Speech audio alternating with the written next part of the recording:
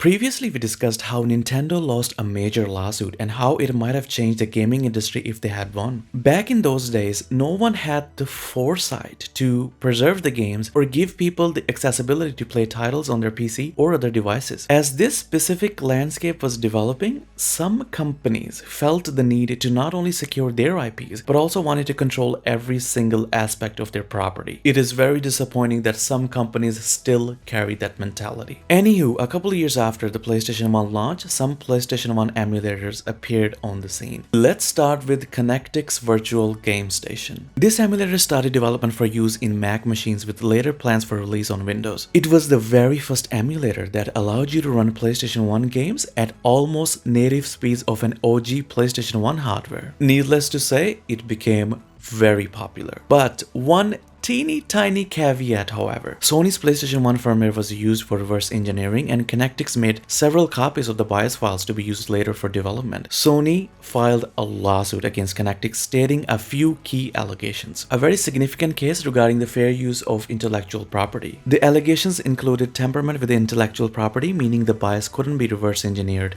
and could not aid in the development. Second was the issue with the several copies being made. Third was the tarnishing of the Sony's trademark or damaging their sales. The court ruled in favor of Sony, but it wasn't long before Connectix appealed that decision and the ruling was reversed. Unfortunately, that victory was short-lived. You see, the console giant was determined to stop at nothing. Eventually, it was awarded a temporary injunction, meaning Connectix had to halt sales for a year. Even though Sony didn't win, it offered to buy Connectix. And eventually, developers realized that Sony is not gonna stop anytime soon. So they sold the project to the company, and Sony eliminated the project immediately after. But I think Bleem has an even ambitious story. A team of two passionate developers created Bleem. Aside from being heavily marketed, it was written in assembly, which was not only impressive, but also a godsend for emulation. As a result, they were able to provide better resolutions along with filter textures not possible on the OG PlayStation 1. It was designed to not only stand against other PlayStation 1 emulators, but also to beat them. That didn't go as well as expected. You see, 2 days after they started taking pre-orders, Sony filed a lawsuit against Bleem regarding violation of copyright. Now, you'd expect a company like Sony to come up with an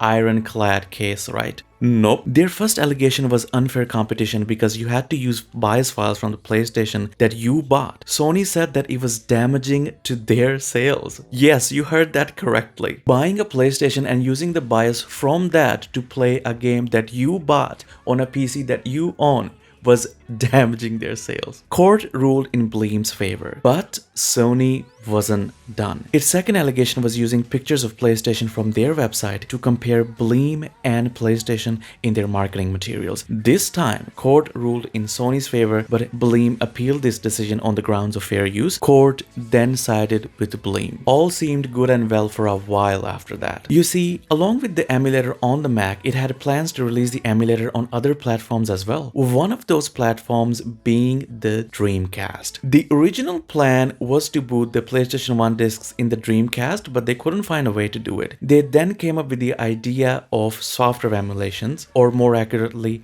Bleem packs. Each Bleem pack would boot like 100 games using software. And if one or more games weren't available to boot in that pack, you would then have to buy a different pack. This idea didn't work because of obvious technical difficulties. And not just technical, Sony was prepared to crush Bleem no matter what. And Sega's Dreamcast Bleem pack gave them another point of contention and legal aspect to pursue. Needless to say, fighting back these allegations forced Bleem to shut down, unfortunately. I believe that charging for an emulator is still kind of frowned upon in the legal sense because it introduces so many points of contention, and there can be an argument made for competition among consoles and emulators. It's a pity, isn't it? Even though these cases are like more than 2 decades old, companies not only have this mentality, but they've seemed to double down on it. While I do believe that these early emulators didn't think things through, it was the early age of emulators. From the NES to the PlayStation to the Dreamcast,